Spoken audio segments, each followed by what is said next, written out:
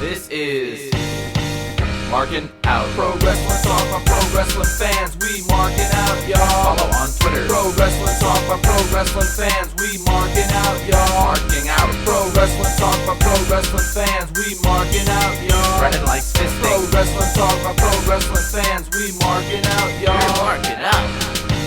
Pro Wrestling Talk by Pro Wrestling fans. Welcome to Markin Out, Pro Wrestling Talk by Pro Wrestling fans. This is episode 726. Hey, Happy New Year. Thanks for listening. Make sure that you give us a listen at markinout.com, on Spotify, Amazon Podcasts, Apple Podcasts, and also iHeartRadio. And wherever else you are listening to your podcast, give us a 5-star rating to go with that 5-star frog splash. Buy a t-shirt over at prowrestlingtees.com/markinout. Give us a like over on Facebook. Give us a follow on Instagram at markinout11, on TikTok at markinout, on Twitter at markinout. You can follow me, Dave the Rave, on all social media platforms at DavidPTDPT. Follow Chris at Chris Sweendog on Twitter and CMSweeney85 on Instagram. And then also follow Brandon at BTTG161 on all social media platforms at BTTG161. But, Brandon, how are you? I'm doing awesome as always. How about yourself? Doing fantastic. How was your New Year's? It was, do I want to say boring? I don't know if that's offensive to say boring or not. No, I think that would just probably be offensive to the people that you were with. Well, I mentioned last week that my brother and his family were up from Florida. They left today. But on Saturday, we went to the American Dream Mall out in Jersey. You've never been there, right? No. Parking was an absolute disaster, to the point where they had us parking in MetLife Stadium, but we didn't have to pay for parking at that point, so that was, I guess, a positive thing. But they went snow tubing, which was definitely a wild experience to see that, like, not directly right in front of me, because there was like a glass between me and the actual ski location. But seeing that in a mall is wild. Especially it being indoors. And a lot of people call that mall dead. And there are definitely parts that are like severely underutilized. But I think it's far from a dead mall. They went to the food court. You could barely find a seat. That was ridiculous. It was really that crowded? It was ridiculous. It was jam-packed. And outside of seeing things like a theme park or an amusement park, an NHL regulation-sized ice rink in the middle of the mall, and then, like, obviously the ski slope and everything, I don't think it's anything I ever need to see again. I think it's a great location that GCW can run, because you have a lot of people walking by and seeing that, especially where they were set up for their show a few weeks ago. But it's just a mall. They have Toys R Us there, but that's not my Toys R Us. What do you mean? Who's it by? It's Toys R Us, but it's not Toys R Us. Like, that's not... I mean, all their wrestling figures were from years ago. So it's not like you're walking into a fresh... Obviously, there are newer toys in there, but for wrestling-wise, I don't want to look at toys from years ago. They had stacks of Grand Metalik and Tucker. They had those Barbie dolls, the WWE Barbie dolls that they had from years ago. Or not Barbie, you should have bought them and resold them. Yeah, right. Nobody's bought them then. What do you mean? That's why they're overflow stock into American Dream. That's funny. And then on Sunday, we went to New York City for the Christmas Spectacular starring the Radio City Rockettes, which I went to see as a kid. Also, by the way, that was my first time being in Penn Station since 2021. So it was crazy to see. Yeah, so I saw some of the renovations of Penn Station back in 2021, but to see how much has changed, it's wild. It's truly crazy to see what's different in Penn Station. Like even just like the escalator up to the street now, that's like in the middle of the block. Just to see that open, I think is crazy. But it's weird that you haven't been in Penn Station in such a long time. Well, because the last time they were here, the train went directly to Grand Central. Now they added trains back to Penn Station like that. But in the same sense, I haven't gone to events outside of Disney World, really. So I haven't had a need to go to Penn Station. True. But we checked out 30 Rock. We checked out Rockefeller Center before the show just to see the Christmas tree in the daytime, I guess. And I saw the Radio City show when I was a kid. I don't really remember it, but I have to assume that a lot has changed given the technology that was in this show. Mm-hmm. But I thought it was good. I enjoyed seeing my niece react to everything that was going on, and I know that she enjoyed it, so I thought that was nice. And That's then, nice. And then after the show, we went to Rockefeller Center again to see the Christmas tree at night, and it seemed a lot smaller than when we went a few years ago.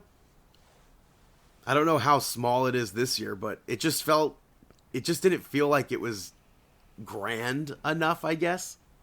Was it very crowded? Yeah, different portions of it were pretty packed, yeah. I feel like when we went, was it packed? Because I feel like I don't remember it being jam-packed. We went, I remember the last day it was up. When we went, it wasn't really that crowded. It wasn't as crowded as it is currently. Yeah, it was pretty packed there, so... But it was nice to go there. And then we went to Junior's for dinner. I was the one that suggested it based off of the unlimited pickles and the soda. Because I feel like a refill in Manhattan is kind of rare. And I always kind of feel like Junior's is mid. So I was selling it as such, but everybody enjoyed what they liked. So I guess maybe... Isn't Junior's like not that great? I don't know. Everybody enjoyed it. I thought the food was good. I always enjoy the food. So I guess maybe it's above mid. Mm-hmm. I was very tempted to get the chopped liver, and I wish I did, but I did not. Because I've been having cravings for weeks, I mean, but I just, I didn't get it. But my sister-in-law... I don't think I would get a chopped liver from Junior's. I don't know. I mean, they're kosher style, so... That's the same thing. I feel like that's going to the diner and getting chopped liver. No. I don't know. I don't put Junior's really... I don't put Junior's up there with that. Junior's is like a Jewish-style deli, though. You'll obviously have your cheeseburgers and stuff there, but it's definitely Jewish style. Mm-hmm. So I can't see the chopped liver being terrible. The waitress, I asked if anybody's ever ordered it. She said she's worked there for a year, and in that year span, I think she said like 3 people have ordered it. And she's always like, "Are you sure?" I was like, I grew up eating it, so I know what chopped liver tastes like. I know what I'm getting myself into. Yeah. But my sister-in-law made so much food. She baked a lot. She made chocolate croissants that were really good. She made rugelach, which they didn't, like, the end game of the rugelach didn't turn out how I think rugelach should be, but the taste, the flavor-wise is, like, on point. And I don't know, I keep watching videos of people making the rugelach, and I don't know how, like, I don't know what went wrong to make it, like, not stay the true shape, I guess. I mean, it is rugelach shaped, but it's maybe a little bit flat. But it was really good, so I appreciate that. And that's really all my whole week was just spending time with my family. So how about yourself? Well, it's always good to... That's always good when you get to spend time with your family and get to be around everybody who you love and stuff like that. For me, what did I do? I did absolutely nothing besides working. I took it easy. I relaxed. If I did do something, I don't recall. Did meet up with some of my cousins for Hanukkah. If I did something, I don't recall, but I did meet up with my cousins. Yeah, I did that, but outside of that, nothing really special. New Year's Eve, you just sat alone, did nothing? Yeah, I just did work. I had a lot of work to get done, so I had to review a bunch of PowerPoints and get myself ahead with that. So that's what I did. I reviewed a lot of PowerPoints. Yeah. But that being said, let's get on to the very, very last Monday Night Raw that took place on the USA Network. I feel like the Billy Madison scene where it's like, don't you say that. Don't you ever say that. I'm like not at all looking forward to the Netflix edition of Monday Night Raw. Mm-hmm.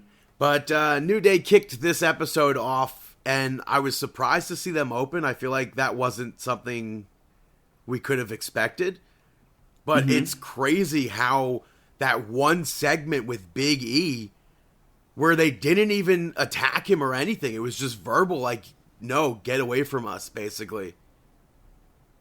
Gave them such heat. Some of the biggest heat in wrestling right now. Yeah, up there with, like, Dominic Mysterio heat right now. I have to say, over that weekend before Monday Night Raw, they were in, I think it was Chicago, at a live event. And New Day, they handed out a gift to a kid in the crowd. And the kid unwrapped it. They gave out lumps of coal. And I popped for that. I thought that was hilarious. And then the kid started throwing them back at New Day. I thought that was funny. Yeah. Those kids are going to regret throwing away that souvenir from a segment. Yeah, but Jey Uso interrupted this before New Day could speak. And a lot of booing, a lot of yeeting. Jey ends up like, no, let them talk. And New Day just couldn't talk. So Jey basically said what they were trying to say. He's like, we do go way back. And I just have one thing to say to you. New Day sucks. And then the whole crowd, again, were chanting New Day sucks. They end up leaving. Jey Uso pivots to Drew McIntyre. And the Bloodline appeared on the screen. Instead of Drew McIntyre, I guess I'm almost certain he called Drew McIntyre out. But Solo said that he did what he had to do to get Roman's attention. And they made the mistake by going back to Roman Reigns. And he said he'll remain the tribal chief on the debut of Netflix for Monday Night Raw. And then Drew McIntyre showed up from behind and attacked Jey Uso. He went for a Claymore. Jey drops him with the super kick. And then Drew McIntyre hit a Glasgow kiss. And before he could hit another Claymore, officials, or not another one, a Claymore, officials broke it up. He walked off and then did that long run back to the ring and hit Jey Uso with the Claymore. I thought that this was perfect. Something that I actually liked was I like the fact that with the camera angles, you actually saw Drew McIntyre come out of the crowd, slide into the ring, and attack Jey. I thought that was such a cool camera angle because usually they would try to hide it in some form or another. But for this one, and they would switch it to like 5 different camera angles. Yeah. But for this one, they stuck to one camera angle with showing Jey from like the corner, from one corner. So this way you could see the opposite corner, and that's where you got to see Drew get into the ring. I was a big fan of that. And then Adam Pearce backstage made it a match for next week. Yeah. It's going to be a Gonna be on the very first episode on Netflix. big episode next week. Yeah. First match of the evening is Chad Gable picking up the victory over Otis. American Made all spoke beforehand. They have a catchphrase. I forget what it is, but it was like a goofy catchphrase to me. But this match I thought was very entertaining. This could have easily been a quick, like, one-and-done match, but I'm glad that it got a lot of time. Tozawa got into it with American Made ringside. Otis made the save for them there. Maxine got involved and attacked Ivy Nile. And really, the fans were going nuts for all of this. When Otis got back in the ring, he got locked in the ankle lock. He tried to shove Chad Gable off, but Gable held on. And then Otis eventually powered out. The Creeds got involved again, which distracted Otis. That exploder suplex on Chad Gable into the Creeds I thought was really cool. That was a nice move. And then Otis used the ankle lock on Chad Gable, which they went like the same thing where Gable tried to escape and he couldn't, and then finally was able to escape. And he hit that huge deadlift German suplex on Otis. He missed a dive, and Otis went for the caterpillar. Ivy Nile held on to Otis. And then Gable was able to get the ankle lock on to get the victory there. I feel like when the Creeds got involved, should have been a DQ, and I feel like when Ivy got involved, it should have been a DQ. Mm-hmm. But overall, like I said, this was a very entertaining match. A match that anyone, like if you change the year, people would be like, this is a throwaway. This was very entertaining. I feel like it's hard for this. I mean, this entire storyline has been very entertaining with the Creeds and Gable and Otis and Akira. And I'm just, after this storyline, I am curious what's going to happen next for the both of them. Yeah. Because, I mean, you can only do so much with this storyline, no? Well, so after the match, you had Rey Mysterio give Otis a pep talk, and New Day made fun of Rey Mysterio for doing that. And it leads to a match setup, I think, for next week on Monday Night Raw. And it's like, New Day, that's such a weird pronunciation of that. New Day was going through, like, the whole LWO, like, yeah, who are you going to get to be your partner? Like, none of you can beat us. I don't know if they're going to stick with it being, like, Dragon Lee. Mm-hmm. Or another member of the LWO. I don't know if they're going to pull off some, like, mega surprise and it be Bad Bunny. I highly doubt that. But then they also aired another vignette where we basically know that it is Penta coming into WWE now. And I see a lot of people saying that's what the match next week will probably be. Rey Mysterio and Penta versus New Day. And I kind of really hope that it's not how he debuts. I don't need to see Penta just thrown into the LWO like that. So, but at the same time, I'll be excited to see Penta. I thought that this was really awesome. I like this entire reveal. I like how it came up with a smile and then it was the face. I guess we could only assume that we're going to get it next week, maybe. But do you think he'll end up being that tag team partner? Because I really kind of don't want to see him and Rey Mysterio just be thrown together like that. I don't think we're going to see them as a tag team. Because then who else steps up for... Like, to me, the way that New Day spoke to Rey Mysterio and Rey Mysterio was standing there for it, it sounded like we were going to get a surprise tag team partner reveal there. Mm-hmm. So... Yeah, I don't think so. Well, if it is, are you disappointed with that or what? I don't want to see them as a tag team. I'd rather him be solo. So we'll see what happens next week. Not in love with Solo or course. Paired with Solo, but I mean a singles wrestler. I think everybody understood what you were talking about.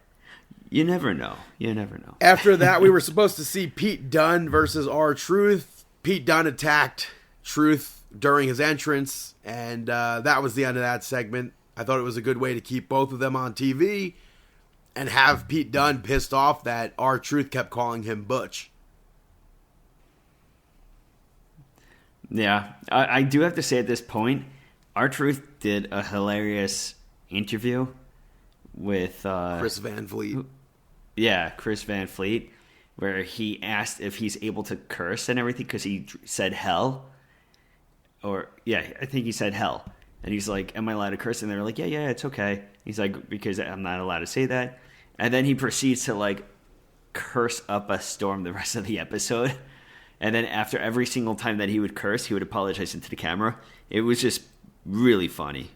Yeah, that was Chris Van Vliet is a great interviewer. I would highly recommend watching that full interview if you have not seen that.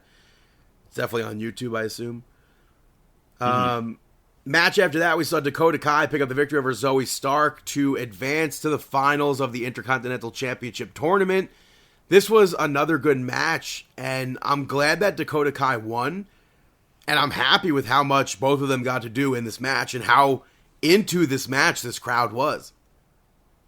Because if you're watching as the IWC is like, why is Zoe Stark being on TV? Meanwhile, the whole arena was cheering for both of them. Or not cheering, but doing what they would probably do for a heel and a babyface in this match. Mm-hmm. So I appreciated that. And then later on, Lyra Valkyria picked up the victory over Io Sky to advance to the finals. A lot of people thought Io was making it to the finals. And then I had her going to the finals. I felt like it was going to be a Damage Control finals as well. But I'm happy that Lyra advanced. I'm happy that we get that. I thought they also had a good match. Lyra Valkyria worked on Io's knee throughout the match. And after a Meteora, Lyra moved out of the way of a moonsault. And that Io landed Meteora right on her knee. I gotta say that the Meteora was incredible. Oh wait, no, not the Meteora. I'm gonna backtrack a little bit. I think it was Dakota Kai. It looked like it was a back stabber, but it looked like she went across the neck a little bit more than anything. Brother. That is that's been her move since like she got to WWE. Has it? I thought that was really cool. But it wasn't across the back. Yeah, it's her neck, the chiropractor. Oh, because on the commentary they refer to it as a back cracker or whatever. No, like they didn't call it by. Huh? It's the chiropractor. Yeah, they didn't refer to it as that on the highlights. But I went back to rewatch that. But in this match, Lyra and Io, they had a lot of reversals, and Lyra ended up bridging over a pin to get that victory. Kind of an unexpected victory there with that outcome, I guess, with the pin over a pin. Yeah, I was a big fan of the pin because, like, legit, if anybody hit you with that pin, you really can't kick out. Lyra, the way that she was, like, just over her like that, yeah, there was really no way she can kick out of that, so I'm glad that actually went through. Yeah. Next up, you had Damian Priest and the War Raiders pick up the victory over Judgment Day, Dirty Dom, Balor, and JD McDonough. Earlier in the night, the Judgment Day asked about where Liv Morgan was and if she had a plan, and Raquel Rodriguez said that she's too busy getting ready for her match against Rhea Ripley. And then Finn Balor stepped up and was like, when they listen to Finn, they win. So I don't know if there's going to be somewhere down the line like it seems like Judgment Day's coming to an ultimate split. Mm-hmm. Where, like, we're listening to Liv, we're listening to Finn Balor. I don't know if that actually will happen. But as far as this match goes, the War Raiders paid tribute to Jax Dane, who unfortunately passed away last week. Jax Dane was a former NWA World Heavyweight Champion. He also held the NWA Long Star Tag Team Championships with Eric. He later teamed on an ROH show with War Machine. But it was cool to see them pay tribute to him like that. And it's just unfortunate that he passed away. But the War Raiders controlled a majority of this match. Damian Priest at one point gets back into the match. Balor tagged out. And Damian Priest had control, and then Carlito got involved. Dominic was able to chop Damian Priest's knee down. Didn't really do much. And I thought when he went for Razor's Edge, it would collapse or something. There'd be some sort of like effect from that chop. But that didn't happen. And Dom got out of it, ran right into a huge South of Heaven chokeslam. And Damian Priest was able to pick up the victory there for the team. But that South of Heaven was fantastic. Exactly. I think that this was a good match to showcase all of them. And I really think that I'm excited for War Raiders. I'm excited for Priest and everything. Judgment Day are just going to be there a bit. I can't see them overtaking War Raiders at all. No, I don't think so. And Finn Balor attacked Damian Priest after the match. He worked on Damian Priest's knee, so at least there was follow-up to that. And the War Raiders chased him off. So I assume we'll see... I think we have to see the Demon Finn Balor versus Damian Priest at some point. I wouldn't. I don't think I would do the... We haven't seen the Demon in a very long time. And if you have the Demon, I feel like the Demon has to defeat Damian Priest. Yeah, and then that could launch Finn Balor in 2025. But then what does you're thinking about it if Priest loses. I mean, if Priest wins, maybe Priest does lose. Maybe it does. But maybe it does. Demon Balor wins. It shoots up. Finn Balor's like, well, look what I was able to do, and you weren't able to. Like, let's say Rhea Ripley wins the championship from Liv Morgan next week. I think we could assume that Rhea Ripley's winning the title. Yeah, but what good does that do for Damian Priest? I don't know what happens with Damian Priest after that, but it shoots Finn Balor to the top of WWE. I don't think that him being I don't think he needs to be the Demon to shoot to the top or to defeat Damian Priest. I think that you can still, if you want Priest to lose, Balor could still do it without being the Demon. And I mean, he's had the upper advantage on Priest. He's had his number a few times in the past.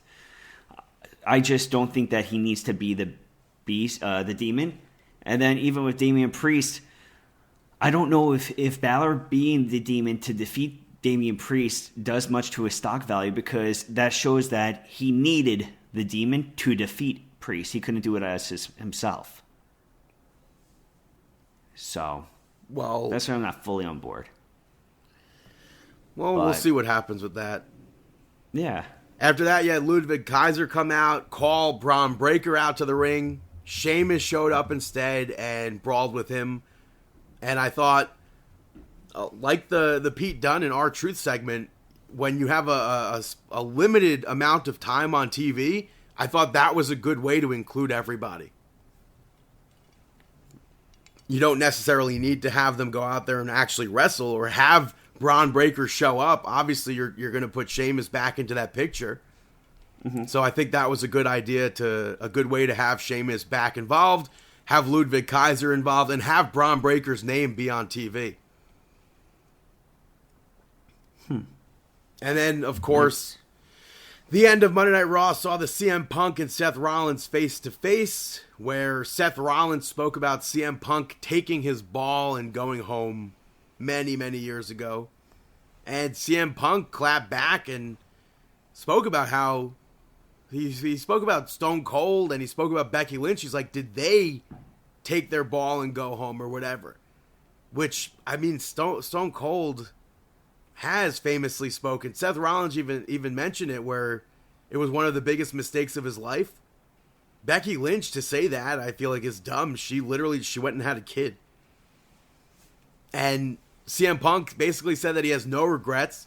He doesn't want to talk about the past 10 years, just the past 10 months. He mentioned how in the previous regime, he loved wrestling. He loved working in WWE. He hated the person in charge. The person in charge loved Seth Rollins. And when there were moments where CM Punk needed backup or whatever, there wasn't that from Seth Rollins. I'm just going to say with that comment, that's a big statement to make. And I believe, he's talking about Vince McMahon. Right. I know some people were saying that it could be Triple H. I think it's him obviously talking about, and without bringing up his name, to Vince McMahon. Yeah. And then, Seth Rollins shot back and spoke about CM Punk going on Colt Cabana's podcast to tear down WWE. And then CM Punk returns to wrestling. He goes to AEW, and it doesn't work out for him. And it was always CM Punk trying to tear down WWE and not vice versa or whatever. I thought this was a very good segment. I really don't know who's walking out the winner next week. There's like so many factors to that. I don't know if it's going to be CM Punk. I don't know if it's going to be Seth Rollins. I know. It's so tough to pick out who is going to win this one. I definitely feel that they got the job done because you want to tune into Monday Night Raw next week to see these guys face off. Very much so. That was a very well done segment there. I agree. I think that it was very well done. I don't know who should even win. Usually there's somebody that's going to benefit more than the other, but I can't even tell you who I think should win, Seth Rollins or CM Punk. I don't know. I feel like there should be a payoff match at WrestleMania though between the two of them. So for this match, I don't even know if there should be a clean winner. I don't know. But maybe you mean the Royal Rumble? Because if I would still say, did we not all pick CM Punk to win the Rumble? Well, that too. Because I think that. Do you believe CM Punk's going to main event WrestleMania? I feel like there's a good possibility. If not now, then it's like almost when. I think it's a very good possibility that we see him there. Can you see Seth Rollins versus CM Punk as a main event on night 1 or night 2? Yeah. I don't think that I think that I keep on putting CM Punk in the main event, but in a title situation at times. I feel like especially if he wins the Royal Rumble, I don't know if CM Punk versus Seth Rollins needs a title. They could sell anybody on watching and being entertained by their match just in their promos alone. What match did you ask me? I'm sorry? Did you ask me if I could see as a main event CM Punk versus Seth Rollins, or did you say Roman Reigns? CM Punk versus Seth Rollins. I don't know. I feel like there has to be a championship involved. So that's the thing. I don't think that CM Punk versus Seth Rollins needs a tag team, a championship involved. It would also but be it's hard nice for to me see, not to see CM Punk in the main event. It would be nice to see a women's match get built up to where it should be the main event also. I can't see that because you have Cody Rhodes is going to main event one of them. Right. Then the other one, I feel like you need to complete that story with CM Punk on him main eventing WrestleMania. Otherwise, it gets prolonged again. But again, we don't know who will be champion come. That too. I don't see CM Punk. Yeah, I don't know. It's tough to predict. It's very tough to predict. That damn WWE Netflix right now. show's got us all confused. Yeah, which is actually great because if you think about it, WWE has so much happening right now. Let's not forget John Cena's involvement. This is his retirement year. I don't want to hear that. Exactly. There's so much. That's a really crazy thing where people are like, that rumor came out where like the backstage, they're really heavy. People are pushing for Logan Paul versus John Cena at WrestleMania. It's like, I don't mind seeing John Cena versus Logan Paul as a match, but as a WrestleMania match, should that be his final WrestleMania match? I don't know. John Cena's first WrestleMania match was against The Big Show, WrestleMania 20. He won the United States Championship.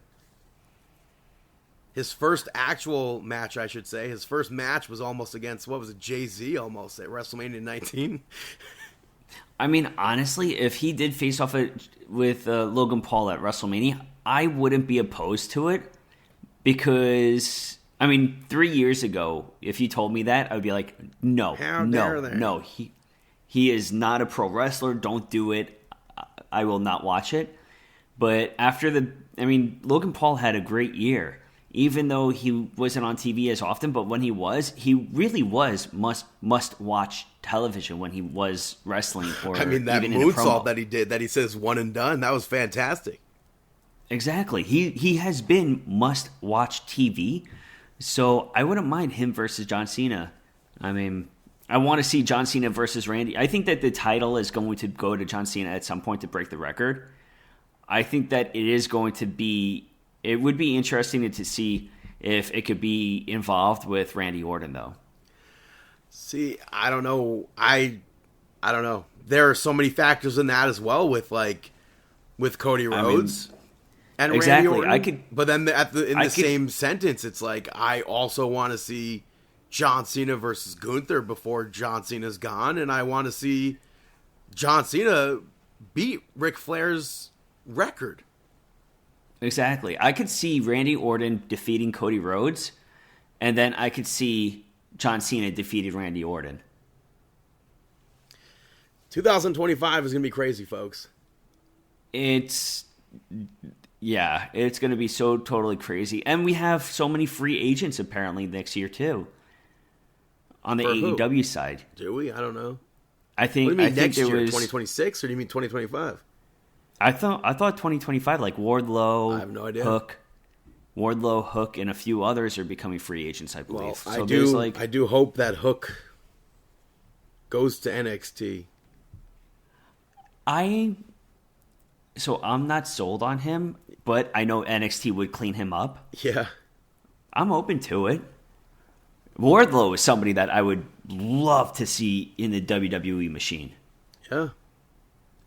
You know? What is one match that you... Oh, also there's that rumor of Ric Flair wanting to have one more match. I saw Ric Flair's last match. I don't need to see another match from Ric Flair. I saw Bronson Reed put out a tweet about that today. Just play the theme song from The Wrestler over that tweet. Yeah. We also have Goldberg's final match. That too. Goldberg is going to, or supposedly may have a retirement match at some point this year. You know? Like I said, 2025 is going to be crazy, folks. Yeah. We have the introduction of 2 new women's championships as well that we don't know the development of that too. Right. There really is so much taking place, and especially with this newfound partnership, so to speak, with WWE and TNA. Fingers crossed. There hasn't been anything in weeks, so. Yeah. Although Joe Hendry won an NXT award, so. Yeah. Who knows what's going to happen? But speaking of NXT, we kicked off with Kalani Jordan picking up the victory over Lola Vice. This was a pretty even match, but Cora Jade showed up and Kalani Jordan pushed Lola Vice into Cora Jade. She scored the victory off of that. And then Cora Jade attacked both of them with a kendo stick until Stephanie Vicor made the save. And Lola Vice ended up hitting a spinning back fist on Stephanie Vicor by mistake. I almost got pissed at this. At what part? So, first off, Kalani Kai, I don't know why I want to say Kalani Kai. I don't know why. Kalani Jordan, Lola Vice was like on her back, I think, or she was in this submission hold. And she just slammed her back, just threw her off of her feet and went backwards on top of her. that took the win out of me. Like, that just looked like it could take the wind right out of Lola Vice. That looked uncomfortably painful. But the thing that I really almost got pissed off at was the selling of Stephanie Vicaire, where she got hit, and then she went to the ground, but then she started to get up. And I was thinking to myself, like, stay down, stay down, stay down. Don't do this. Don't do this. And she started to get up, but then thank goodness she then started to sell the injury to the jaw and everything. It kind of laid back down, and I'm like, thank God you're laying back down. Good, because if she started to like get up to at least a base of her knees and stuff like that, after us seeing so many people get knocked out by that spinning back fist from Lola Vice, I was going to be so annoyed at that selling. That's like Charlotte Flair selling right there. Well, Lola Vice tried to apologize later on, and Stephanie also Vicaire, 2025 Charlotte Flair. Yes, she's definitely seems like she's probably, I would assume, at the Royal Rumble returning. 2025. But Vicaire ended up yelling at Lola Vice. Kalani Jordan interrupted that to rub it all in their faces and be like, this is what you told me last week. And it led to all of them yelling and pushing Kalani. Ava ends up setting a number one contenders match between the three of them and Cora Jade for next week on NXT. Who is walking out number one contender from that? I have to assume Stephanie Vicaire, yeah, and then we'll see her versus Julia, maybe. I mean, that's assuming Julia beats Roxanne. True. I could see that. After that, we saw Ethan Page pick up the victory over Cedric Alexander. This started as an interview and then a brawl backstage. They brawled into the arena. The match was scheduled to happen later on, and it was pushed up. Cedric very, very fired up in this match, but Ethan Page was able to counter a lot from Cedric. I wasn't expecting that cutter from Ethan Page to be the end of the match, but he continued the beatdown afterwards. He grabbed a toolbox and smashed Cedric's fingers in the toolbox. Yeah, that just looked painful, but if I'm not mistaken, again, somebody using toolbox. If I'm not mistaken, that toolbox was cut out on the side. What do you mean? Like, if you were to close the toolbox, I think his fingers were it had like a giant U shape, kind of. Mm-hmm. I think there was a divot. Obviously, he's not squishing his fingers in the toolbox. Yeah. But that's for sure. So this is now a different side of Ethan Page that we've not really seen 100% of in WWE.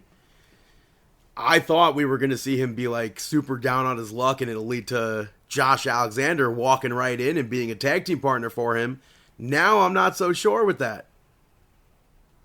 Now it seems like we'll see him rise again.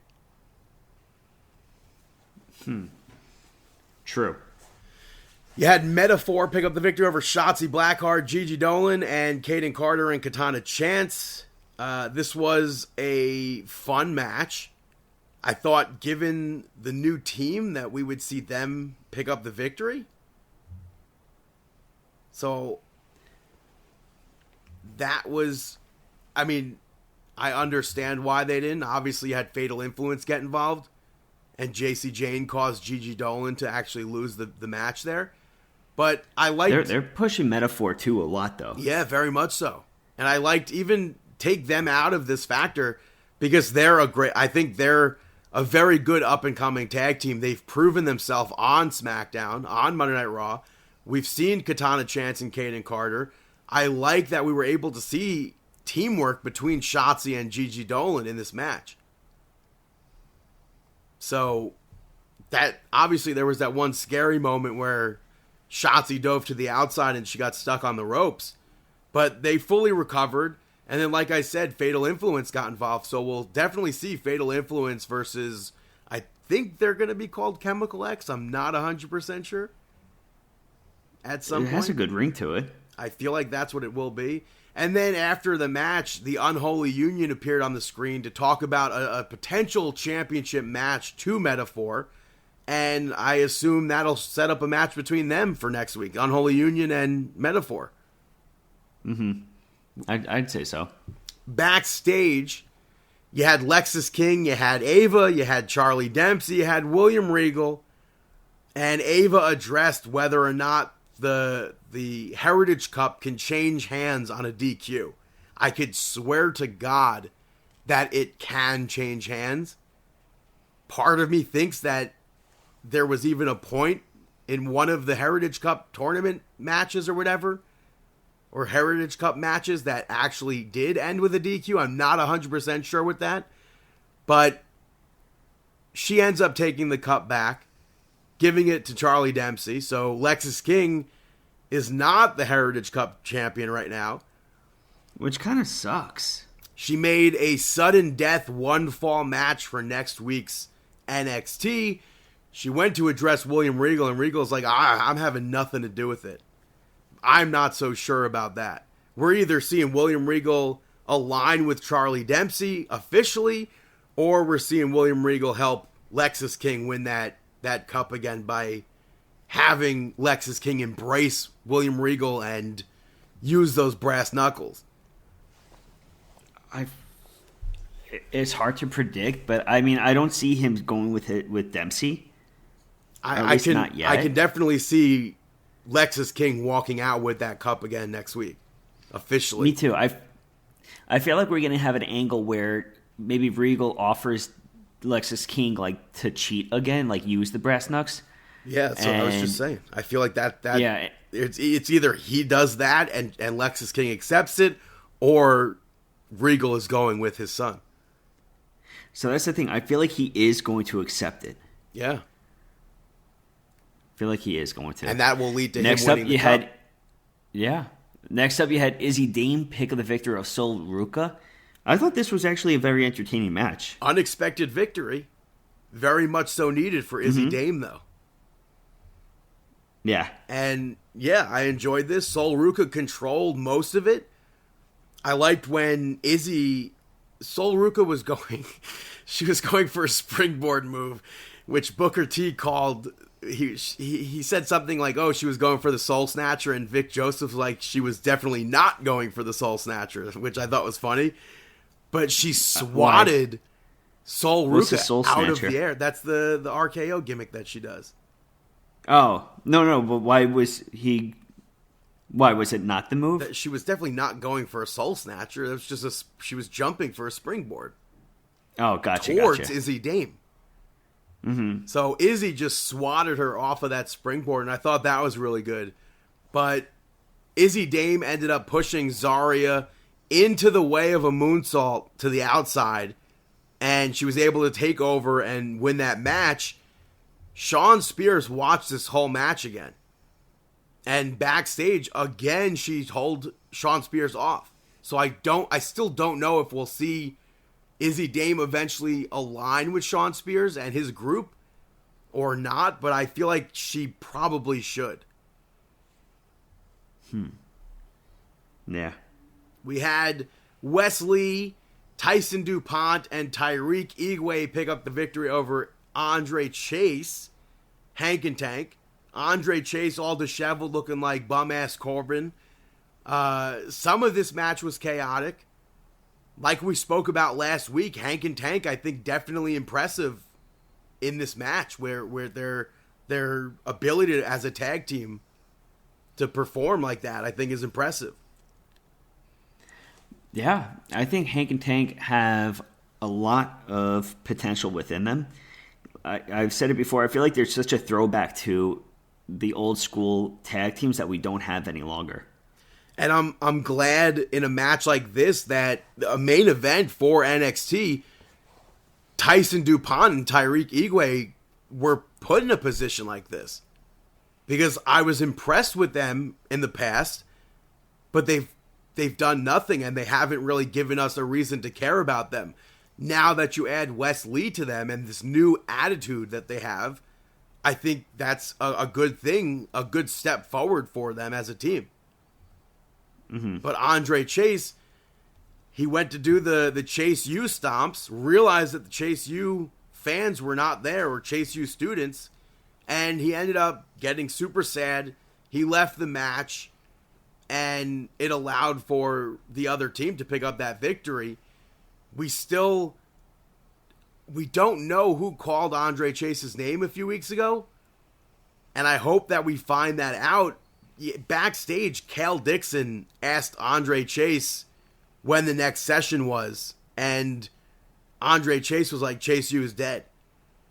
So I don't know if we're supposed to expect or assume that it was Cal Dixon who called out to Andre Chase. If that was aired by mistake, we don't know. I assume it wasn't aired by mistake. Yeah, I don't think it was by mistake. It definitely was intentional. But was it Cal Dixon who was the person that called out to him? I hope not. I don't know if this is going to add to or if we're going to eventually get a new class or something out of Chase U. I don't know.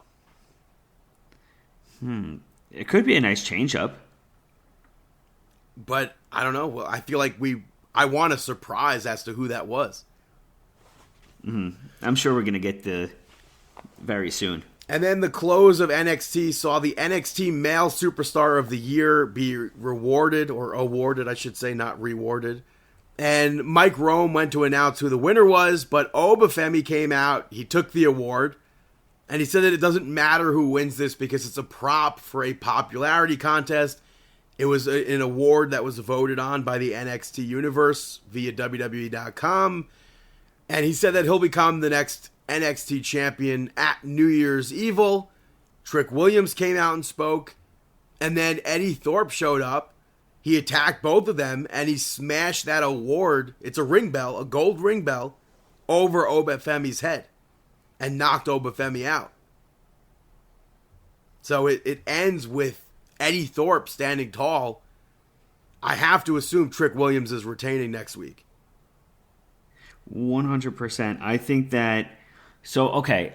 Oh, no. Now you put me in a position. You had to add that end. So first, I'm very happy that Thorpe was standing tall at the end of this, because that's something I did not expect to see, especially with Obafemi involved. So it's good that Thorpe is standing tall, because it makes him a legit competitor who was not in... We said it last week or 2 weeks ago. He's not in this I don't scene. know. Legit, he smashed a ring bell over Obafemi's head. Oh, he's totally legit now. He's in there. He fought his way in there, but I think it's going to be the year of Obafemi. It's hard to see. I don't think Trick Williams is walking out as champion, though. Well, we'll see. Yeah. But let's move on to some SmackDown.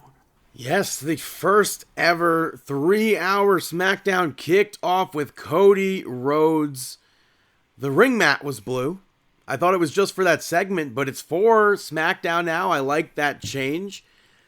But Cody Rhodes said that he's not cleared to wrestle yet, and he started to hype up the ladder match against Kevin Owens at the Royal Rumble. And Drew McIntyre interrupted and hugged Cody Rhodes. And then he spoke to Cody about wanting to help him and not hurt him. And Cody said that he doesn't believe him and said that they should just go ahead and throw hands. He wants the title, probably. And Drew McIntyre reiterated what he said about wanting to help Cody Rhodes and said, you need to watch your back. And then Kevin Owens showed up, and they brawled. You had Shinsuke Nakamura pick up the victory over Andrade. Nakamura fresh off his victory in Noah. Michael Cole mentioned their history between Andrade and Shinsuke Nakamura in New Japan. I thought that was pretty cool. But Nakamura controlled a lot of this match. He exposed the turnbuckle like he did in their last match. Andrade ends up drop-kicking Nakamura into the corner. Later on, Nakamura ended up smashing Andrade into the ring post and hit a Kinshasa to win. given the direction that Shinsuke Nakamura was facing for that Kinshasa, I thought for sure Andrade was ducking that and Nakamura would somehow fly into the exposed turnbuckle. Didn't happen. LA Knight showed up though, brawled with Shinsuke Nakamura. Nakamura escaped the BFT. I thought that was a good segment. Mia Yim picked up the victory over Piper Niven. I popped for Vanessa Hudgens in the crowd pledging allegiance to Chelsea Green with Corey Graves. But this match I enjoyed. That catching sidewalk slam from Piper Niven outside the ring I thought was dope. I liked when Piper went for the cannonball in the corner. Mia Yim ends up moving and hit her own cannonball. And then when Piper went for a Vader bomb, Mia Yim got her feet up and was finally able to hit Eat Defeat on Piper Niven. I think that might have been her, I want to say either second or third attempt at Eat Defeat. Earlier in the night, though, you had Pretty Deadly confront Apollo Crews about being a stooge for telling the Street Profits about DIY being the attackers. And then Legado interrupted, and Santos Escobar told them if they're going to lie, say it to their face at least. And then Los Garza pushed Pretty Deadly up against a case to threaten them. And they left. Nick Aldis wanted to chat with Pretty Deadly. DIY ended up interrupting them and questioned why he's taking Apollo's side or word and not Pretty Deadly's word. And Nick Aldis is like, everybody should have seen that. And Nick Aldis said that he knows the four of them are up to something. He left, and DIY said that it's very important that they leave champions, kind of implying that Pretty Deadly should help DIY. And then you have DIY versus Motor City Machine Guns go to a no contest. So DIY retain the championships. This was a good tag team match. Pretty Deadly, towards the end, rushed to the ring, which allowed for DIY to take over. Alex Shelley was still able to kick out. And then Los Garza came out. They chased Pretty Deadly away. Motor City Machine Guns locked DIY in submissions. It looked like Motor City Machine Guns were about to win the tag team titles. Los Garza end up chasing Pretty Deadly into the ring. They, all four of them, spill onto Alex Shelley, Chris Sabin, Tommaso Ciampa, and Johnny Gargano. And I thought that was a good way to include two new tag teams. You had Nia Jax pick up the victory over Naomi to retain the championship. Earlier in the night, Nia Jax questioned Candice LeRae as to where Tiffany Stratton was. And Candice was like, oh, it doesn't matter because I'm there. And I thought, like, maybe Candice had something to do with that. They also aired a video package for Naomi, which I thought was really nice. But I was kind of like nervous, excited watching this whole match because I thought we could maybe see a cash in from Tiffany Stratton. But I enjoyed this match. I thought they really did a very good job with this match. I popped big time for that Samoan drop on Nia Jax from Naomi. Naomi was over big time. Nia Jax went for an annihilator. Naomi got away and ends up hitting a tornado DDT, which I did not think Naomi was going to be able to hit. I like that crucifix bomb into the Feel the Glow that Naomi did. And then you have Candice LeRae get involved. Bianca Belair gets involved to fight her off. Nia Jax took Bianca Belair out. Naomi ends up reversing a power slam from the middle rope. And it looked like maybe that was going to be the end of the match where Naomi could pick up the victory. Tiffany Stratton runs down to quote unquote cash in. Candice argues with Jessica Carr. Meanwhile, behind the referee's back, Tiffany Stratton knocks out the referee that she brought out.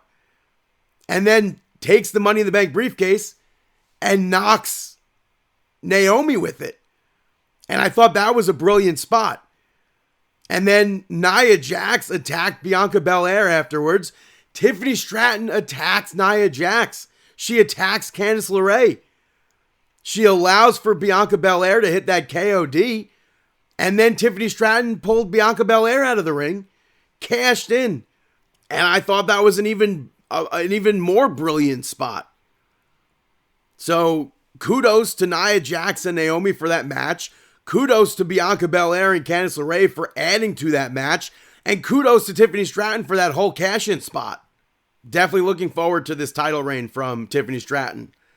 Earlier in the night, Paul Heyman came out and spoke. He hyped up the Tribal Combat match for Monday Night Raw. And he said that he and Roman Reigns taught Solo Sikoa everything to become the Tribal Chief. And he brought up how Roman Reigns was so focused on Seth Rollins at WrestleMania, Cody Rhodes took advantage of that. And then Solo Sikoa stole the Ula Fala from Roman Reigns' bag. And then Solo came out, brought up the favor that Paul Heyman owes CM Punk and said, let me owe you a favor.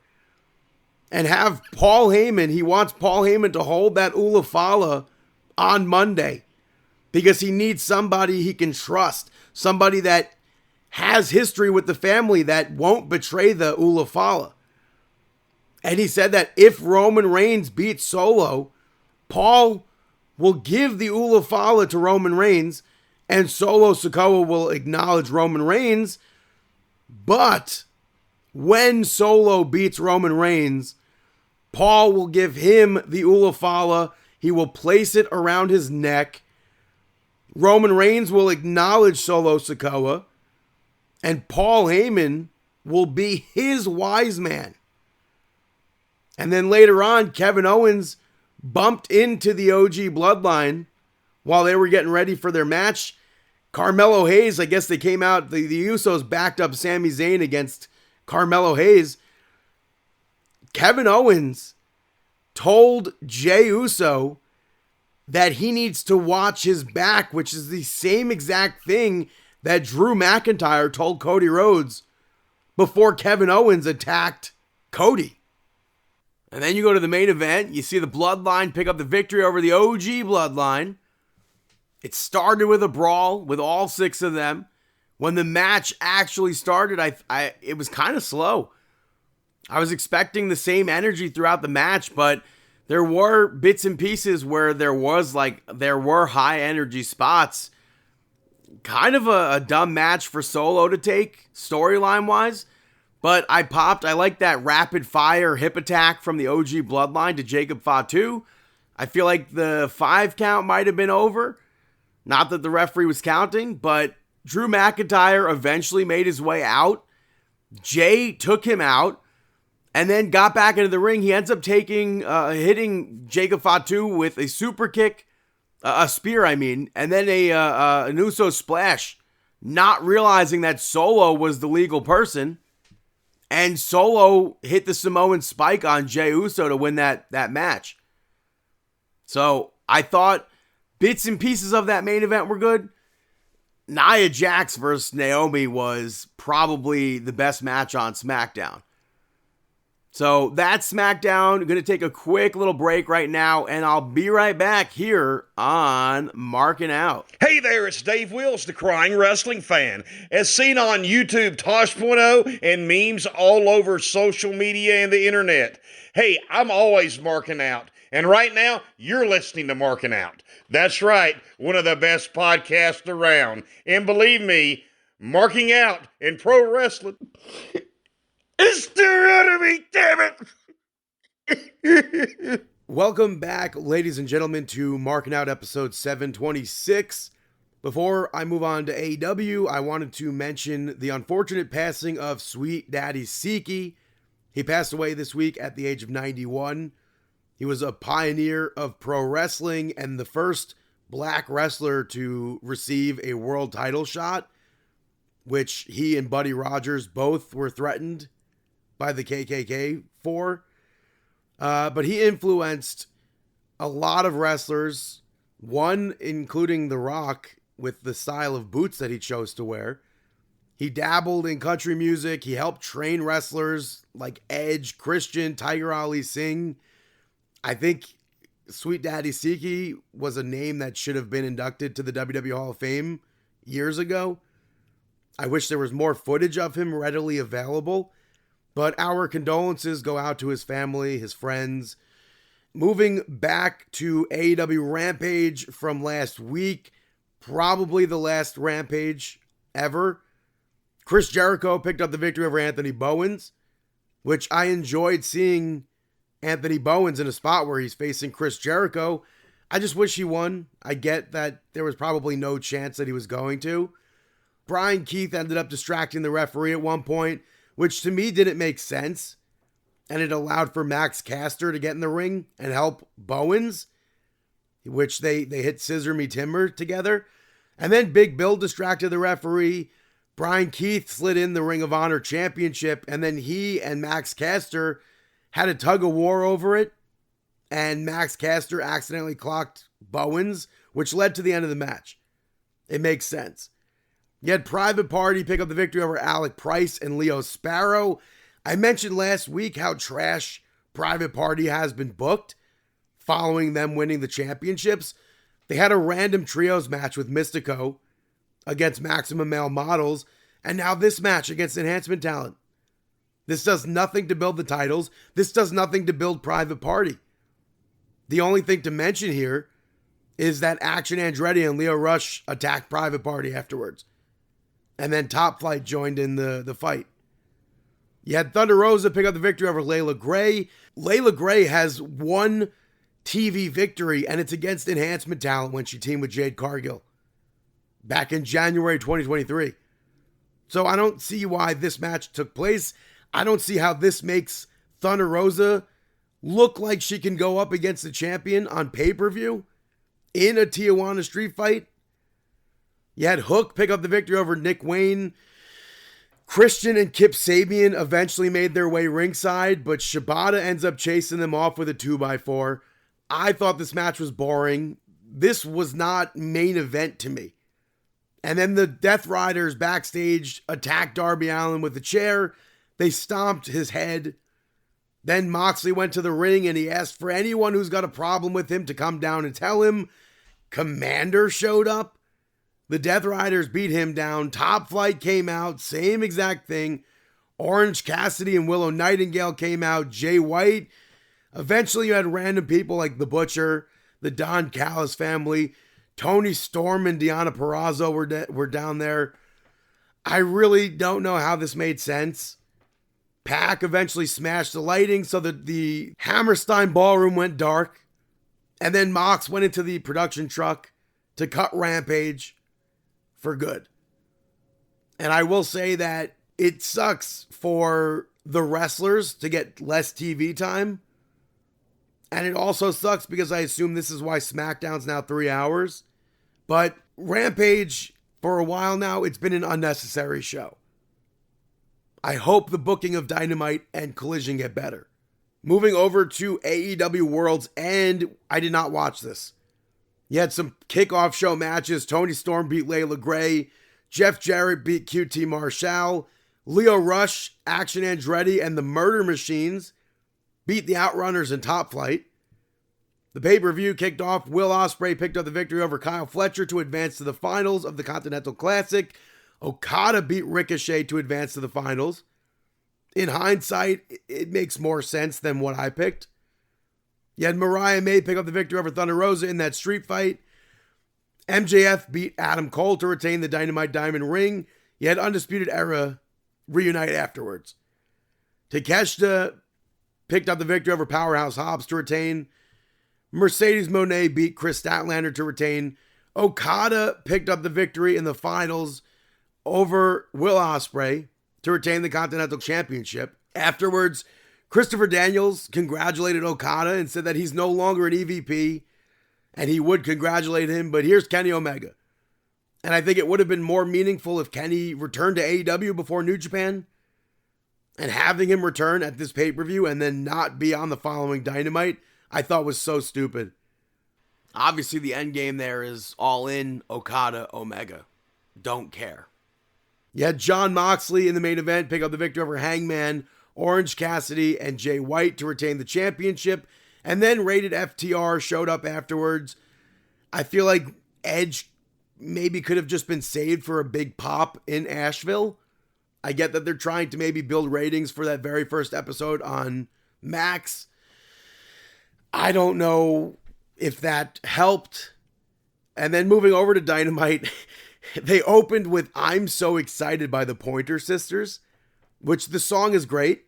The Pointer Sisters are great. As a wrestling intro, I don't get it. It also features Big Boom AJ and Big Justice, Shaquille O'Neal, Jake Hager, Mike Tyson, Snoop Dogg, as if they're always going to be on the show. I think that is beyond goofy. I understand you want to draw people in who might be watching on Max. To me, that's false advertisement. The first match saw Hangman pick up the victory over Orange Cassidy. I liked almost immediately Orange Cassidy missed the orange punch, and that was followed up by Hangman missing the buckshot lariat. They went outside, which I check out. I say that every week. He eventually hit the buckshot to pick up the victory. Then he attacked Orange Cassidy after the match. He also attacked Christopher Daniels. I have to assume it's going to lead to Christopher Daniels versus Hangman. You had the Hurt Business pick up the victory over the Acclaimed. Anthony Bowens questioned Max Caster before the match about whether or not he meant to hit Anthony Bowens with that championship on Rampage. Obviously, he didn't mean to. But Max Caster tried to start the match. Bowens tried to start the match. Lashley takes both of them down. Then Bowens and Shelton Benjamin had like a short-lived portion of this match, but it was very cool to see that. Max Caster tagged himself in. Bowens dropped off the apron. And Caster ate a bunch of German suplexes from Shelton Benjamin. He ate a spear, a spine buster, and then the Hurt Lock from Bobby Lashley. After that, Julia Hart picked up the victory over Jamie Hayter. Very nice to see Julia Hart back in the ring. But I feel like she's almost being held back in AEW. This match wasn't bad, but you can see spots where it seemed like they were trying to remember what they were doing. And I don't think they needed to go to the outside of the ring. And I say this almost weekly, I wish AEW would stop doing that. I can't think of a match that doesn't go outside of the ring for AEW. You had at one point, Julia Hart went to use an arrow, and when the referee was distracted with that, she spit mist in Jamie Hayter's eyes. I liked, afterwards, the mouthing of the theme song from Julia Hart, and I'm looking forward to seeing more of her in the ring. I hope she gets up to where she needs to be. Afterwards, Mercedes Moné spoke about Wrestle Dynasty, her match with Mina Shirakawa, which this could have been a backstage segment. Mina Shirakawa wasn't there, and expecting fans to just know what Rev Pro is, I think is dumb. There's like no introduction there it's like the person tuning in for the very first time on Max. They're like, oh, Mercedes Moné, I know her as Sasha Banks maybe, or I don't know her at all, but I'm listening to her speak, and she's talking about a Rev Pro championship. That just might be another championship in this company. And it's not. There's zero explanation as to what that is. Prior to Dynamite, they announced the Casino Gauntlet will be back to determine the number one contender to face Jon Moxley at Maximum Carnage. And I think this is dumb because Christian still holds his shot from the last Gauntlet match. It was like 5 months ago. So now you're going to have somebody win another Gauntlet match, the same match, to hold the number one contender spot when the last winner had an anytime contract. That makes no sense. And I hope Christian wins because that's something AEW would do. Jay White picked up the victory over Roderick Strong and Swerve to get that number one spot in the Gauntlet for next week. I enjoyed this match. I thought Roderick Strong was on fire, but the match came to pretty much an end when Ricochet hit Swerve with a pair of scissors. That took Swerve out. He was all bloodied. I thought Swerve was going to be the one to win, but I'm glad there's a reason why he didn't. And then after the match, Ricochet attacked Swerve some more. He looked like an absolute maniac. And Undisputed Kingdom finally showed up to make Ricochet leave. this new character, forget about the ahas and everything from Ricochet. This new character, where he could be like this crazy psychotic character, I think I would enjoy that. After that, Jeff Jarrett came out to the ring with his boots. He gave a rundown of his family history in the wrestling business, and it made it like he was going to hang up his boots and retire. And he ends up saying, hell no. He re-signed with AEW. He wants the AEW championship, which I don't see happening, but I'm all for that. I'm absolutely all for Jeff Jarrett winning that AEW championship. I think that'd be cool to see. And then hopefully see what happens with that. After that, Powerhouse Hobbs picked up the victory over Rob Killjoy and John Cruz. Hobbs should be well beyond this. This wasn't needed. Nobody was furthered from this match. The main event saw Rated FTR pick up the victory over the Death Riders. Marina Shafir got involved behind the referee's back. Didn't really do much for the match. Maybe it just plants seeds that Beth Phoenix is going to be coming in. But I thought the match was good.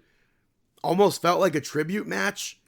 Like the only reason it took place was because they were in Asheville.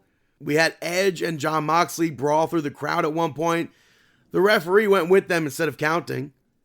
Wheeler Yuta tagged in when Edge was still outside the ring. Edge, I guess, didn't realize it. Claudio and Jon Moxley end up taking over with zero consequences. The referee just couldn't care. Jay White showed up, hit Wheeler Yuta with the Blade Runner. Edge speared Jon Moxley through the barricade. That makes the AEW champion look very weak. And like Edge can actually win that title. And then FTR hit Wheeler Yuta with the Shatter Machine. Edge hit him with the spear to pick up that victory. Edge, by the way, is going by Cope now instead of Adam Copeland. I get it, but I'm going to just never not call him Edge. So that's AEW Dynamite. Hey, Brandon, got any shout outs? Why did the chicken cross the road to listen to Brandon's shout outs? Waka waka. The first shout out goes to That Christmas. It's an animated movie on Netflix where a blizzard hits a town and parents end up stranded where they had left their kids to spend Christmas Eve alone because of the blizzard. It came out early in December and I just watched it this past week and I thought it was a nice movie. It's not like the greatest movie of all time, but I thought it was charming enough to qualify as entertaining. And I think there could have used like a bit more to the movie, but one of the writers also wrote Love Actually, so there's like an Easter egg for that in there, so I thought that was pretty funny. And I've never seen that movie. You've never seen Love Actually? No. A lot of people either hate it or love it, but I what is it? I DVR'd it to watch it, but I've actually never seen it. It's probably streaming on one of the platforms you have. Yeah, it's on Netflix, I think. Assuming this movie Grant, right? Because this movie is on Netflix, then I assume that is also on Netflix. That's the one with Hugh Grant, right? Yeah. Yeah. I started watching it the other day. It seemed like it was cute, but it just didn't. There was nothing to grip me and pull me in yet. Yeah, it's an older movie. It's a rom-com It was a slow build rom-com so far. There were also parts in it where I understand why people would not like the movie. Mm-hmm. But this movie, That Christmas, Ed Sheeran has a song on the soundtrack, so check that out. If you're Ed Sheeran is incredible. Yeah, if you're still in that Christmas mood. But yeah, Ed Sheeran is great. I would see Ed Sheeran in concert. I have seen him multiple times. I think that Ed Sheeran is legit as a musician, he is very, very talented. I saw him open for Taylor Swift twice. I saw him perform at Madison Square Garden to a sellout crowd. I feel like as a musician, he gets it. Yeah.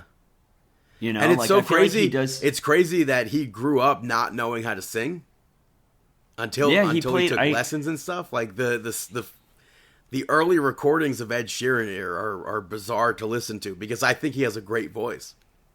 Yeah, he played it on, I think, Jimmy Fallon or something. I believe so. He was on one of the shows, and he actually had a voice memo on his phone of him coming up with, like, creating the words of a song, and he played it, and he has such, like, he couldn't hit any note. He had it, he was going up. It sounded like he was preparing for his bar mitzvah. Like, it is far from where he is at right now, but yeah, I think Ed Sheeran is really incredible. He's very masterful performing live. And if you ever get the chance to see him, anybody listening to this, I'd say 100% go see Ed Sheeran. Yeah. He seems like a cool person, too. Yeah. I mean, he owns a bar/pizzeria in the UK? London, I think. UK? Well, I mean, that is London. I think it's a bar/pizzeria, or else just I think it's actually a pizzeria/bar, yeah. Yeah, so go check out the pizzeria/bar. Yeah, tell Ed that Markin Out sent you. My next shout out goes to the Beast Games. Have you seen this at all or no? I've seen clips. I actually want to watch it, but it's on Amazon Prime, right? Yeah, it's a competition show on Prime from Mr. Beast, where the Congratulations on his engagement. Who cares? Yeah. No, we care because he could be listening. Jimmy, let me hold $1. By the way, he has a burger joint in the American Dream Mall. Huh. Which I think like a record amount of people showed up there one day when he opened it. I remember seeing that grand opening. That was a big news topic. Yeah. I had no clue who he was at all until I saw that clip. Yeah, I used to I guess not like Mr. Beast because of what I've heard of him on the internet, but then I started watching his content and he gives away money and houses, and he builds stuff for people who can't afford it. I mean, realistically, it's all tax deductions, but it's entertaining.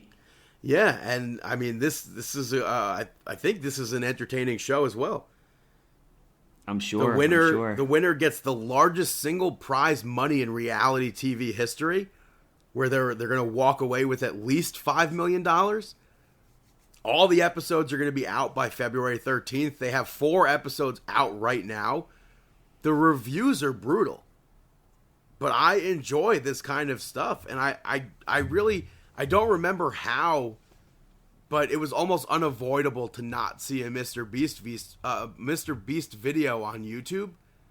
And I've watched his competition videos on YouTube, and I've enjoyed those. So if you're a fan of those types of shows and people are doing stuff for money, competition-wise, I feel like this is for you. And I almost feel like the people reviewing it are aged out of the typical demographic and stuck in their ways of the past. Mm-hmm. I don't want to say this is specifically made for Zoomers or anything because I'm a millennial and I enjoy it. But I feel like the people reviewing it are just out to get Mr. Beast almost. Mm-hmm. Yeah, some people just don't like him. That's all it is. And I thought, it seems like a good competition show. What they've done so far, I've enjoyed. So I don't have any complaints. My last shout out, I feel like I can give WWE Vault a shout out again. Like I mentioned last week, the WWE Vault added the whole live event from the ECW arena in 2006. Well, I shouldn't say the whole ECW arena event. But you had on that card the FBI versus Danny Doring and Roadkill, CM Punk versus Stevie Richards. They did have a bikini contest, which was cut. It was Kelly, Trinity, and Francine. Kelly, this video starts out almost like a bar mitzvah video where they have fans and wrestlers talking about it. And Kelly talks about having this match. I'm about to have this match or whatever. And then it's not on the recording. I completely understand why they cut it. You had Mike Knox versus Balls Mahoney. Balls Mahoney threw one of the nicest kicks I've ever seen in this match, and I went back and rewatched it maybe a dozen times. I thought that was a very nice kick from Balls Mahoney. You had C.W. Anderson versus Sabu, Sandman versus Just Incredible, Big Show versus Tommy Dreamer, and then in the main event, you had Rob Van Dam versus Kurt Angle with Dean Malenko as the guest referee. It was very cool to see a almost full event like this. Given how it was filmed and cut together, I'm less confident than I was last week in thinking that they have the other ECW live events filmed. But maybe they did in these like the exact same style. And I hope they did, because they have other, like, I don't know how many other ECW live events from 2006 that they have. I don't know if they have it filmed, though. Mm-hmm. So I think it would be cool to see that. I want to see more Tajiri matches up there. They also, they added one of those. They added Tajiri versus Super Crazy. Yeah, that I still have to watch. I mean, and this is the match that is well known for Tajiri mocking Super Crazy. Like, I'm sure people have seen the GIF before and stuff like that, where Super Crazy's mocking him, where he drops to his knees as like Super Crazy's kind of like in pain and stuff on the ground. Super Crazy drops to his knees and like just imitates Super Crazy selling. I'm such a Tajiri mark, though. They also added the best of John Cena on Velocity, which I watched and enjoyed that for sure. It was very interesting. That brought Brandon to tears. What? That brought you to tears, right? It was interesting to see that, because in my mind, I don't have any memory of him rapping or being that style of John Cena while he was wearing those hometown or whatever gear. Mm-hmm. But he did. Him and B Squared were out there together while he was wearing that gear. And then there was an eventual switch where he came out in the jeans and everything. And the one of the final matches they show where he's wearing the bright green pants or bright yellow pants, I don't know what color you'd call it, where he faced Bryan Danielson, that's on there as well.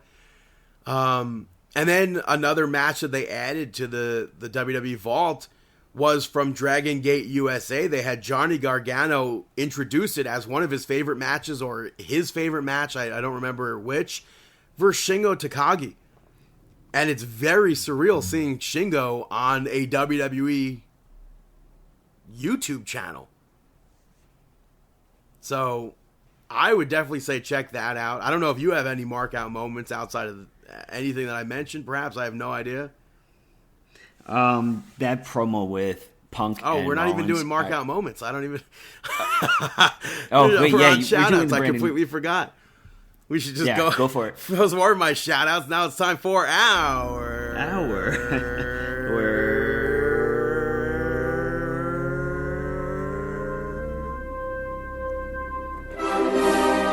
Mark out moment of the week. That is right, our mark out moment of the week. Really, truly, I might as well. All this stuff on the WWE Vault was like, it was like one after the other. Like, I can't believe this is on. Yeah, it really is. I might as well go with it, but that Punk Rollins promo, I marked out for that. I thought you were to talk about CM Punk running out at Madison Square Garden in a towel and a shower cap to make the save for Damian Priest. That was hilarious. I also marked out for Dirty Dom catching the chicken tender. The chicken tender and eating it. Saying he just had one of the worst chicken tenders in all of New York. Yeah. Which Madison Square Garden, by the way, not those chicken tenders, but they also have, I don't know if they still do, but back in the day when I had access to a suite, they had... Back in the day. They had chicken tenders that were coated in cornflakes that were one of the best chicken tenders I've ever had. I don't know if they're in any specific location that you can get them at Madison Square Garden, if they still exist even, but those were really good. The other ones from a normal concession stand, they're your typical chicken tender. They're good, but they're not anything like to write home about. The cornflake ones were very, very good. I also marked out over on Monday Night Raw, they aired that Raw on USA Network video package. And I thought that was very, very well done. Matt Cardona, Zack Ryder being included in that, where he's being rolled off the stage by Kane, for them to include that as a top moment from 1993 to 2024, I thought was a really cool thing to be in there. Yeah. I mean, I'm also going to say I totally marked out for Hanuman Kind, Big Dogs being in that commercial. What word did you just use? Oh, the song. That's been a song, the song for a whole month now. 2 months almost.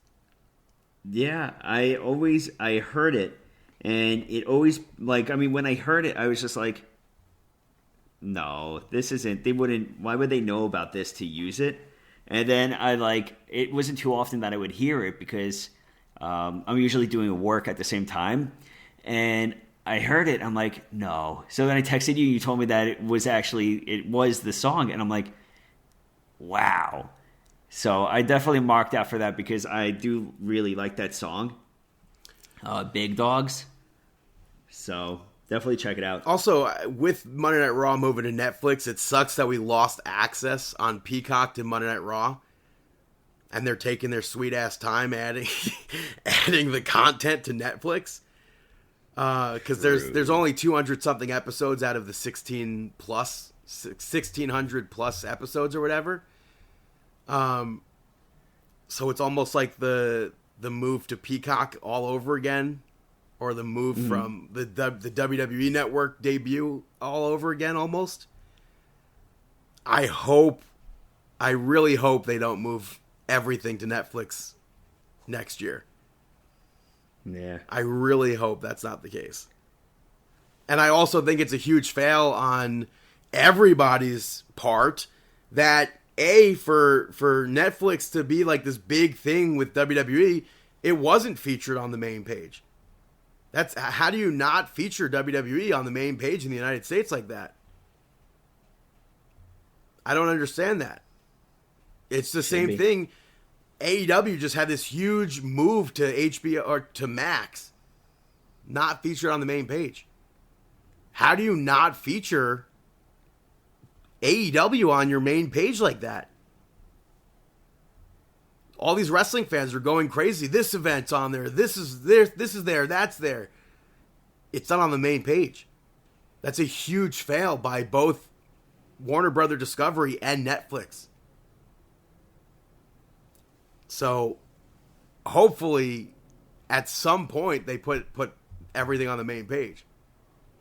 Yeah, I hope so. It's like when the Queen of Villains show came out, and nobody was talking about it in the United States because it wasn't featured on the main page.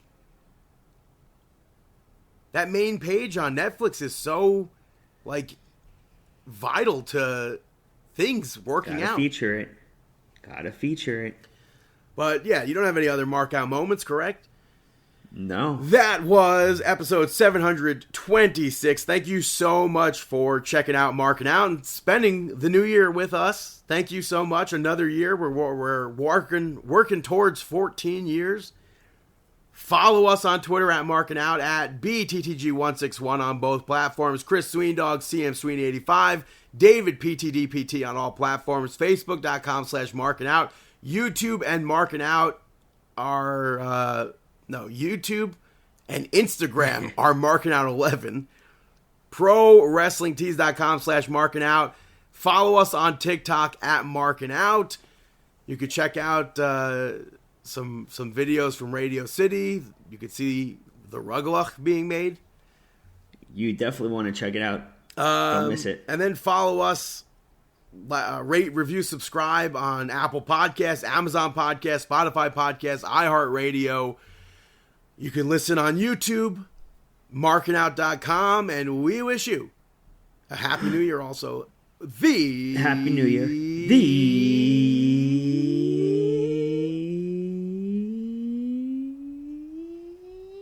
Best of luck in your future endeavors.